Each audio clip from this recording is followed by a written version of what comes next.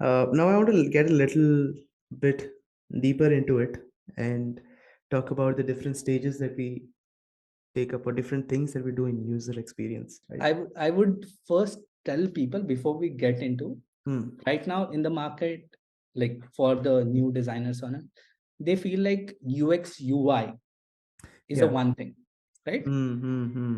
I would say it's not one thing, it's two sides of the same coin. One can't exist without the other. Right. But we have to be very critical about, UX is very logical, Hmm. process driven, and it's a lot of decision making. Like, yes, UI also has a lot of decision making, but UI is more visual, tangible. Right.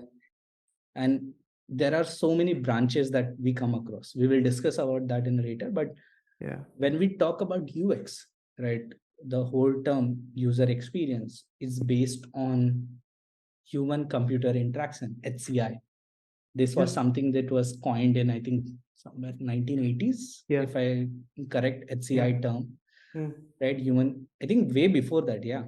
Way before, Yeah. I think a little before that. yeah, when the computers were Yeah. like Yeah. there was something in the industry called HMI, which is HMI. Yeah. human machine interaction was Yeah. always there. Yeah.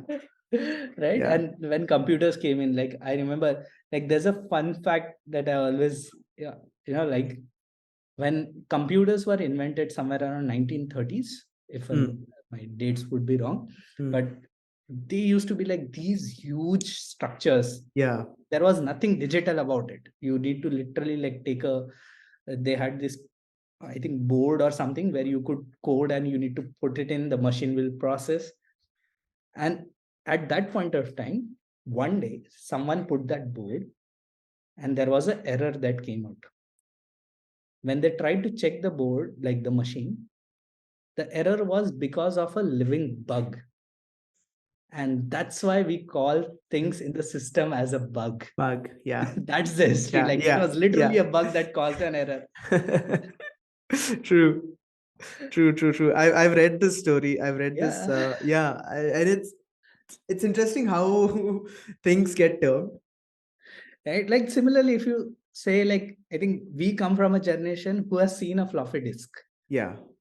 I don't think so. Today's generation, if you show a They floppy disk, haven't. it's the same icon. That's the Yeah. typical story. Exactly. And I mean, it was. I think it could only store some KBs, the floppy disk, or a few MBs. I think. I think the maximum I've seen is 8 MB.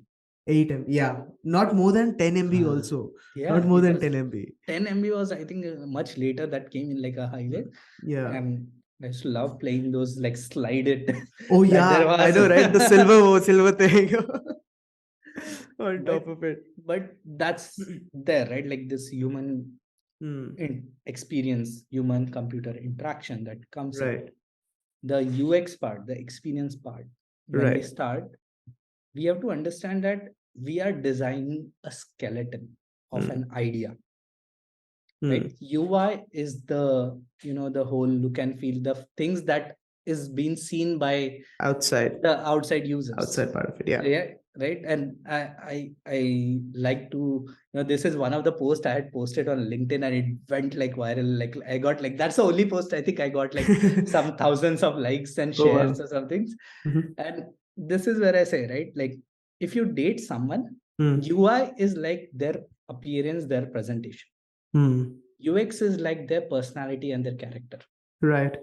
Just because someone looks good Hmm. doesn't mean, like, if they have a bad personality, you might Hmm. not want to stay with them for a long time.